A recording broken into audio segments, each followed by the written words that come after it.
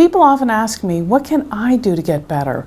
And I talk about the simple 5 strategies that I call Healing 101. Let's take a look. First and foremost, you're going to want to make sure that you get optimal sleep. Repair processes in the body only occur during deep sleep, and the recommended amount is 7 to 9 hours a night. What they find is that if you don't get a good night's sleep, you actually wake up with micro tears in your muscles in the morning. And haven't you ever noticed that when you do have a bad night's sleep, you're kind of sore all over? It's partly because your body did not address the wear and tear that occurred the day before, and also woke up actually maybe a little bit worse than when you went to bed. No worries. There are lots of strategies that you can look at and utilize when trying to get a good night's sleep. We'll talk about that later. Secondly, talk about nutrition.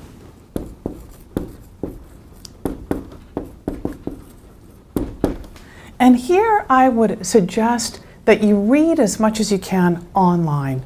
There are great discussions online, great short articles online. And what you're going to look for are is food and supplements that will help to build connective tissue. How do you build connective tissue? Those are the building blocks for repair. Well, a very simple strategy, bone broth. Bone broth has excellent ingredients to feed your system in terms of repair processes. And what I suggest is that you use the bone broth as a liquid, so in your soups or your stews or when you're making rice, or even just drink it like a cup of tea, morning, evening, and afternoon. The other thing that you're going to look at are any kind of anti-inflammatory, big long word, or antioxidant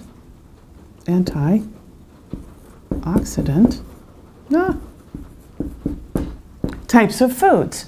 And those foods can include, for instance, berries like blueberries, nuts, cilantro. Again, go online, read through the lists of anti-inflammatory and antioxidant foods, and start to eat make minor changes. Start to eat what looks and feels good to you. Thirdly, hydration. What I suggest is a simple glass of something of the equivalent of a glass of water about 1 waking hour. So what would be a glass of water substitute? Glass of water substitutes would be something very nutritious like coconut water, which has the same electrolyte balance as the body. So that's a very good strategy to have, for instance, first thing in the morning. Tea, green tea is very helpful. Even think about antioxidant teas like blueberry teas are good. What you want to limit a little bit is your coffee, Coke, and some of our more dehydrating liquids that don't really count as hydration intake. Fourth, gentle aerobic exercise.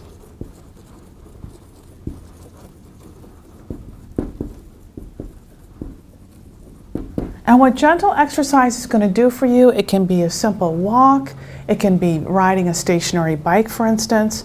But what that does is it just kind of gets the blood flowing and gets the joints moving. Very helpful, very simple, and it's a great feed for your system in the healing process. And last but really, really not least is number 5, creating in your life a sense of well-being.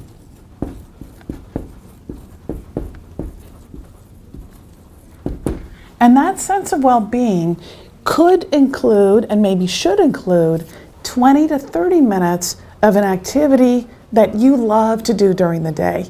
It can be holding a little kitty cat on your lap. It can be walking through a rose garden. It can be doing some painting or looking at paintings. Whatever gives you joy and a sense of well-being. Now, that is a start of the healing process. And what more and more research is actually showing is that when you can bring an air of positivity to your thinking and your speaking, that the cells in your body are going to be much more active in repair processes. Now, there was a study that I love to tell people in a sort of the spirit of the law versus the letter of the law. Like, I don't remember the specifics of the study, but it went something like this. There were about 20 married couples divided in half, and each individual in the group was given an injection of acid under the skin, and that created a blister, so a wound. Half the couples were told, have a discussion that you don't agree on, about a subject that you don't agree on every day. The other set of couples were just told, live life as normal. And what they found is that in the healing process, the discussion couples had a 30% slower healing time than those couples that didn't have an argument every day. So think about your own life and your own thinking processes. Are you reading and getting all riled up about something that's keeping you in what we call a low energy state?